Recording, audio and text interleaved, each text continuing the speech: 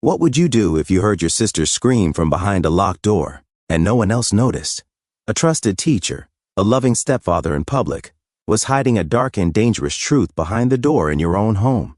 But what this 7-year-old boy did to expose it not only helped his sister, but unknowingly, 100 more. What was the stepfather doing? Listen to today's story and please let us know where you're listening from. Please also, don't forget to subscribe to our channel. The leaves painted the sidewalks in fiery shades as 7-year-old Caleb Morgan played quietly on the floor of his bedroom in Maple Ridge, a quiet Boston suburb. His toy cars were his world, a place he could escape the silence that had filled the Morgan house ever since Tom Granger, their stepfather, moved in. His sister, 12-year-old Jenna, used to laugh, sing, and read him stories. Now she hid in her room, draped in oversized sweaters and unspoken pain. Caleb watched her go down the stairs when Tom called, his voice slicing through the house like a blade.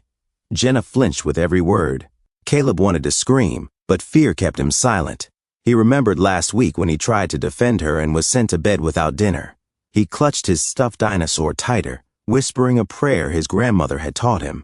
Tom Granger was a beloved teacher at Oak Hollow Middle School. To the public, he was charming, patient, helpful. But behind closed doors, he controlled Jenna with sharp words and cold eyes. Their mother, Melanie Morgan, a nurse at St. Elizabeth's Medical Center, worked long shifts and missed the small signs, Jenna's flinches, her silences, the way she avoided her stepfather's gaze. Caleb saw it all, every subtle change in Tom's behavior when their mom entered the room, how his tone would suddenly become light and pleasant. He noticed the bruises Jenna always tried to cover, the way she wore long sleeves even when it was hot, and the way she flinched if anyone moved too quickly near her. He saw her eyes lose their light, her once vibrant laughter silenced by something she never talked about. And he heard the muffled cries at night, the kind of crying someone tries to hide, buried deep in a pillow, as if being quiet could make it all go away. Caleb would often press his ear to the wall, clutching his stuffed dinosaur, and wonder why no one else seemed to hear the pain that filled the house. It was a Thursday night. Melanie worked the overnight shift. Caleb was eating cereal. Jenna offered to make him real food, but Tom snapped from upstairs, demanding she help grade papers. Caleb heard yelling, sharp, angry words. Then came crying, not loud sobs, but the kind of choked-back weeping that came from trying not to be heard. He sat frozen at the kitchen table, his spoon motionless in his cereal bowl. Then something slammed hard against the floor above, maybe a drawer, maybe a door, maybe Jenna herself, and Caleb's stomach dropped like a stone.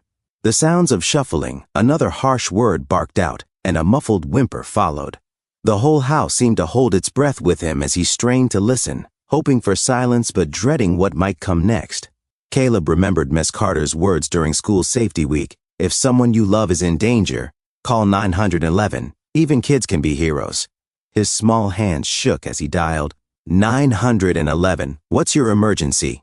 It's my sister, he whispered. My stepdad's hurting her. Please help. Police cars arrived with blaring sirens. Officer James Nolan led the charge into the house. Tom Granger tried to play it calm, putting on his usual mask of innocence.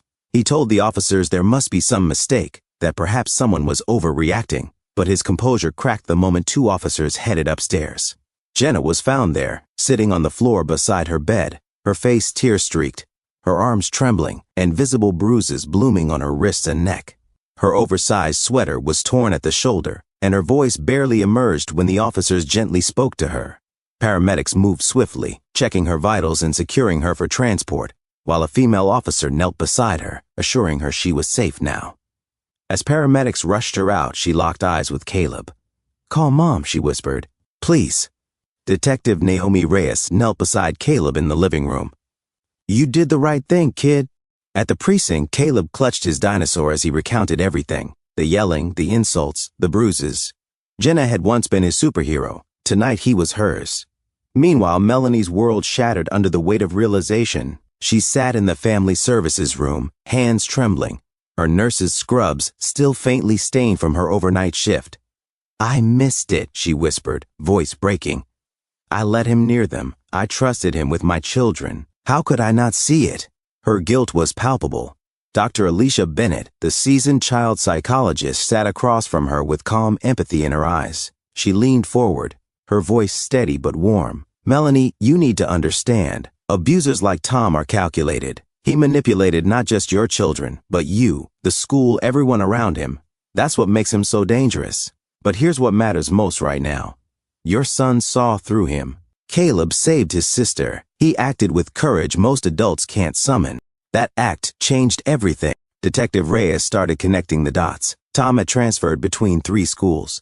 Each time, girls aged 11 to 13 had complained informally. No investigations, no follow-ups. A familiar name emerged, Alyssa Freeman. She'd nearly taken her life after months of subtle emotional abuse. She was ready to testify.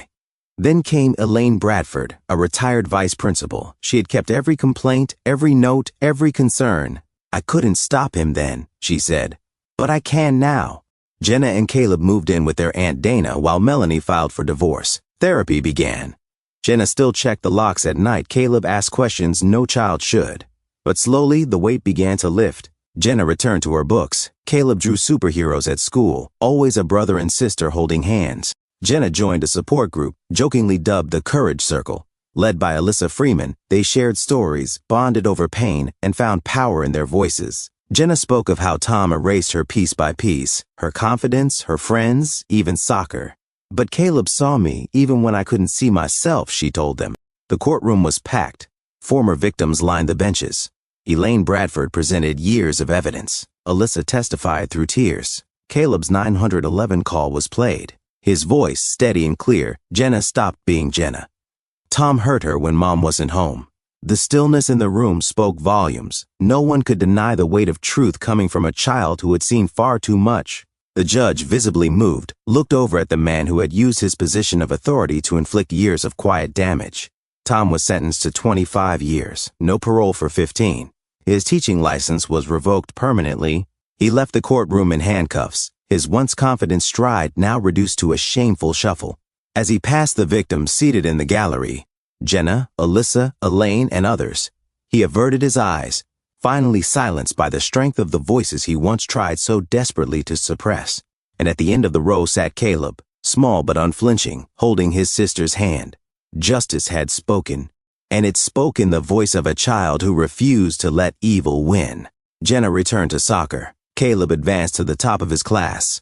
Their home was repainted, furniture rearranged, every trace of Tom erased. The Baker Initiative was born, a statewide policy enforcing mandatory abuse reporting, background checks, and student counseling.